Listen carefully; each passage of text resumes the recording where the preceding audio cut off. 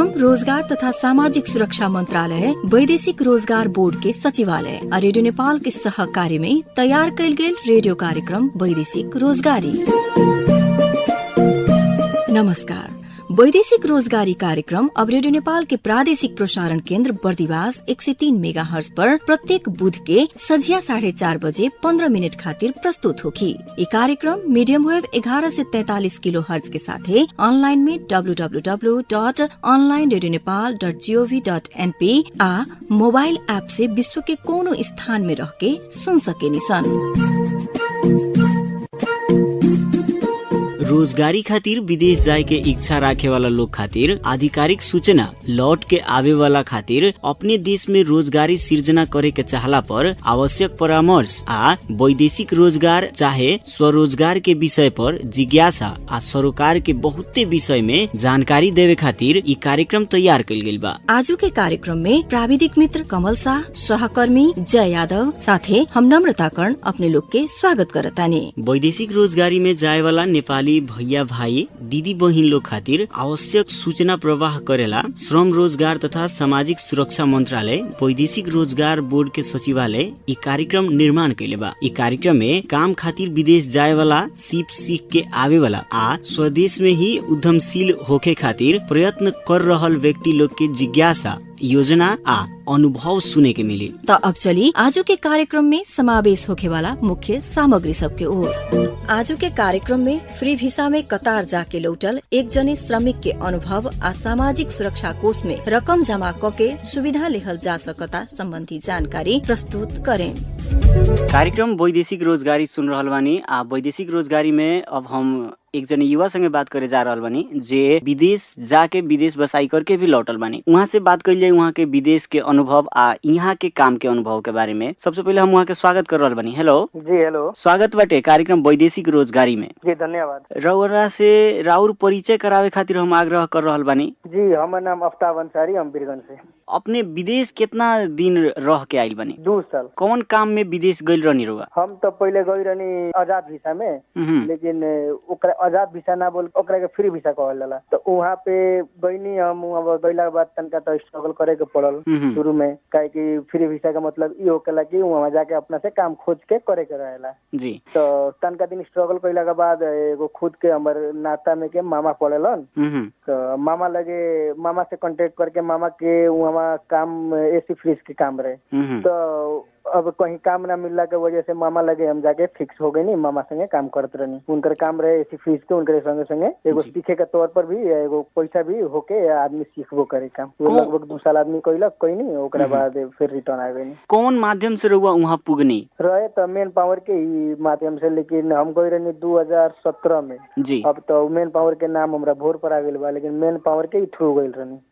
कौन कौन प्रक्रिया पूरा करके रहुआ गईनी? जो ने अपने के कहनी फ्री वीसा, तो फ्री वीसा में अभी के तो नहीं मालूम, लेकिन वो टाइम में बहुत झाव रहे। वो टाइम में का रहे कि यहाँ पे काठमांडू के फ्लाइट के टाइम में यहाँ से का हो गया कि बीच के एगो फ्लाइट मिले। जैसे कि अब यहाँ से हम गई नहीं, हमरा कतर जाए के बाद तो एगो होल्ड मिले बीच में। वहाँ यहाँ से कुछ पैसा मिले अपने के लगभग रियाल के हिसाब में, दुबई के पैसा करेंसी। अब यहाँ से हमरा होल्ड में जाए के बाद दुबई में हम होल्ड यहाँ से टूरिस्ट वीसा में दुबई, और दुबई से ही हम वहाँ से कतर पठावसन। वो टाइम में एंग रहे तो यहाँ एयरपोर्ट में कुछ पैसा हमनी के मिले। वो पैसा ले हमनी दुबई छोड़िन सन, और वहाँ से फिर हमनी के अपने के 7 घंटा 8 घंटा होल्ड रहला के बाद वहाँ से ओरिजिनल वीसा जोन रहे वहाँ से वो वीसा लेके हमनी फिर वहाँ से कतर एंगे ट्रैवलिंग होके। यहाँ के सरकारी जोन निकाय सब बड़ा सन, कौना सरकारी निकाय में समन्वय करे के पड़ रहे? हम फ्री वीसा में गईला के मतलब का रहे कि सब सेटिंग खुद ऑलरेडी कर देवे, हमनी के मगर कुछ भी ना करे के पड़े। सीधा यहाँ मेन पावर में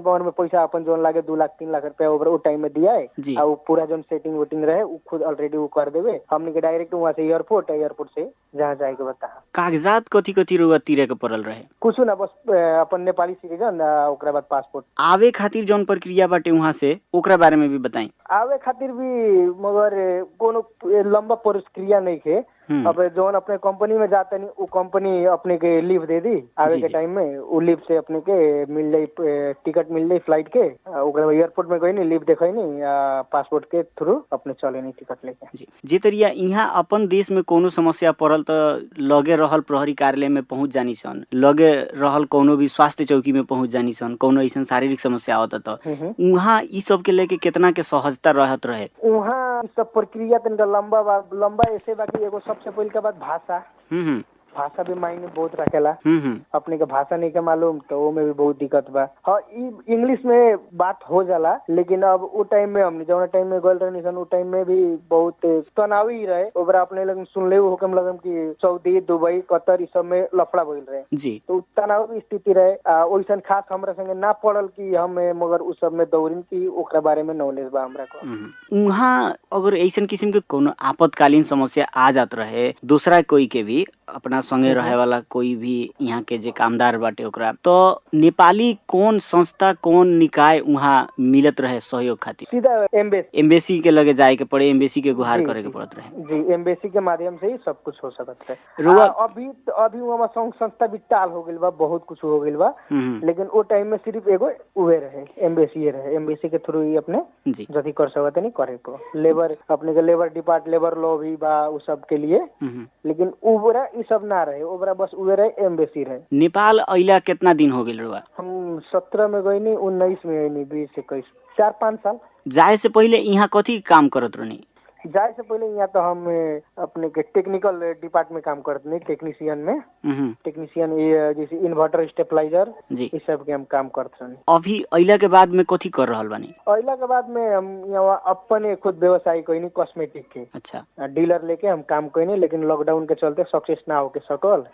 लॉकडाउन के बाद लॉकडाउन में सब डूब गल बर्बाद हो गए। ओकरा बाद फिर जो पहले के काम रहे अपन टेक्निकल काम टेक्नीशियन काम उहे लाइन से हम काम कर रहा। रउआ जितना दिन विदेश रहनी ओकरा बाद यहाँ आके फिर अपन शुरुए के काम जौन करत रहनी उहे काम कर रहल बानी, तो दोनों में रउआ काफी अंतर महसूस कईनी? विदेश में रहल ठीक रहे कि अपने काम यहाँ पहले करत रहनी जौन ठीक रहे? कभी भी अपनी चीज सही होकेला। विदेश में अपन इंसान पूरा जिंदगी गुजार ली, लेकिन फिर भी आवे के तो अपने देश में रहेला नु। काम जोन बा घर परिवार अपने बा, वैसे विदेश से बेटर अपन देश बा। अपने देश में रोजगार करी काम धंधा करी उहे बेटर बा। विदेश जाए से पहले जौन काम करत रहनी अभी उहे काम कर रहल बानी, तो विदेश जाए से पहले जौन अनुभव रहे रउआ लगे आ जितना सहज तरीका से काम करत रहनी उहे सहज तरीका उहे वातावरण में अभियो काम कर रहल बानी कि ओमे उतार चढ़ाव आइल बा, कोनो किस्म के समस्या आइल बा, का बा अवस्था आइल बा? पहले जोन स्किल रहे, जोन एक्सपीरियंस रहे, जोन काम में फास्ट रहे वो सब तो अभी नहीं थे, लेकिन उम्मीद बा धीरे धीरे फिर हो जाए। अभी नया युवा लोग नया जे युवा बाजे एकरा जोश बा कि हम विदेश जाएम कह के, उ युवा लोग खातिर रुआ काथी कहे के चाहे? विदेश बढ़िया रही कि अपन देश बढ़िया रही? बस ये कहेम कि अपन देश बढ़िया रही। अपने देश में कोनो छोटा मोटा रोजगार करके या फिर कहीं काम करके कुछ दिन के प्रॉब्लम तो बा अपने देश में बा। आज के डेट में देखिए तो विदेश कतर के स्थिति अपने सुन ले हो के बद से बदतर हो गई बा। कतर में अभी बहुत हालत खराब बा रोजगार के लेकर। तो अभी ये कहें कि विदेश ना जाके अपने देश में कुछ करल जाओ, कुछ देखल जाओ, कुछ सीखल जाओ। हमनी संगे रुआ अपन अनुभव बताइनी, अपन अनुभव साझा कईनी, एकरा खातिर रुआ के हम बहुत बहुत धन्यवाद दे रहल बानी। जी हमरो तरफ से धन्यवाद। वैदेशिक रोजगारी में रहल श्रमिक के भी सामाजिक सुरक्षा कोष में रकम जमा क के सुविधा लेहल जा सके वाला योजना बीतल वर्ष के चैत महीना के 8 गते से शुरू भइल रहे। अभी तक करीब 4 लाख श्रमिक आबद्ध भइल बाड़न। 130 गो देश से आबद्ध भइल सामाजिक सुरक्षा कोष जनैले बा। अभी विदेश में रहल नेपाली राजदूतावास भी कोष में योगदान कइल जा सकता कह के प्रक्रिया सहित अपन वेबसाइट में जानकारी रखले बा। दूतावास ना भइल देश में भी उ देश के एनआरएनए सब कोष में आबद्ध करावे खातिर समन्वय कर रहल बाड़न। नेपाली लोग के सुरक्षित गणतव्य राष्ट्र मध्य के एगो देश है दक्षिण कोरिया। G2G मार्फत कोरियन भाषा परीक्षा पास कके कृषि पशुपालन आ उत्पादन मूलक क्षेत्र में काम करे खातिर प्रत्येक वर्ष नेपाली लोग कोरिया जालन। गत महीना कुवार में मात्र श्रम स्वीकृति लेके 56,235 जने नेपाली विभिन्न 90 गो गणतव्य देश में रोजगारी खातिर पलायन भइल बाड़न। जौना मध्ये 485 जने कोरिया गैल वैदेशिक रोजगार विभाग के तथ्याङ्क बा। ओहमे भी 32 जने त महिला श्रमिक बाड़ी। न्यून शुल्क में सुरक्षित होके बिना कोनो संस्थागत झंझट आ बिचौलिया के डर बिना भाषा पास क के जा सके वाला देश दक्षिण कोरिया पुगल नेपाली लोग लौटला बाद भी बहुत सक्रिय बाड़न। समूह बना के एक दूसर के सहयोग करत व्यवसाय करे वाला आ लगानी के उचित सदुपयोग खातिर रास्ता देखावे वाला काम करेलन। उहे लौटे वाला सबके संस्था ह अंकुर नेपाल। कोरिया में सफलतापूर्वक रोजगारी कके नेपाल लौटला बाद स्वरोजगार होखे चाहे वाला लोग के सहयोग करे खातिर आ स्वरोजगार भइल लोग के प्रवर्धन करे वास्ते अंकुर नेपाल आ कोरियन दूतावास के संयुक्त आयोजना में कार्तिक 10 गते सुक के कार्यक्रम भइल रहे, जौना में नेपाल में ही कुछ करी कहल कोरिया से रिटर्न लोग के वैदेशिक रोजगारी में देहल गईल शिप के सदुपयोग कैसे हो रहल बा, ई बात सबके जानकारी आ प्रदर्शनी भइल रहे। देश भीतर रोजगारी के अवसर ना भइला पर विदेश जाए वाला के संख्या दिन प्रतिदिन बढ़ रहल बा। शिक्षित बेरोजगारी बढ़ला के कारण अवसर के खोजी में विदेश जाए वाला युवा युवती के संख्या औरी बढ़ल बा। वैदेशिक रोजगार विभाग के अनुसार 40 लाख से बेसी नेपाली युवा काम के खोजी में विदेश गइल बड़न। खास करके भारत, मध्य पूर्व के मुलुक सब, मलेशिया, यूरोप, अमेरिका सहित के देश नेपाल के बड़का श्रम गंतव्य बा। तराई मधेश में छठ पबनी बड़ा धूमधाम से मनावल जाला। छठ मनावे खातिर विदेश से नेपाली लोग के लौटे वाला क्रम जारी रहल बा। विदेश से घर आवे के बेरा लियाए वाला सामान कितना लियला पर एयरपोर्ट में समस्या न होई त ई बात ध्यान देवे के पड़ेला, काहे कि सामान लियला पर भाग कानून के मापदंड से बेसी लियला पर उल्टा रकम तिरे वाला समस्या होखी। त्रिभुवन विमानस्थल भन्सार कार्यालय के अनुसार श्रम स्वीकृति लेके निरंतर 6 महीना से बेसी विदेश में काम क के लौटल यात्री अपना साथे थप एगो मोबाइल भन्सार ना तिर के लिया सकेलन। बाकिर ऐसन मोबाइल खातिर भन्सार कार्यालय में घोषणा कके भन्सार प्रक्रिया पूरा करे के पड़ेला। वैसने श्रम स्वीकृति लेके निरंतर 12 महीना काम कके लौटे वाला सामाजिक सुरक्षा कोष में सूचीकृत भइल नेपाली यात्री के कौनो भी आकार भा प्रकार के टेलीविजन साथ में लियला पर भन्सार तिरे के ना पड़ेला। वाकिर श्रम स्वीकृति लेके निरंतर 12 महीना काम कके लौटला पर भी अगर सामाजिक सुरक्षा कोष में सूचीकृत ना बा त नेपाली के 32 इंच तक के मात्र टेलीविजन बिना भन्सार साथ में लियावे के मिली।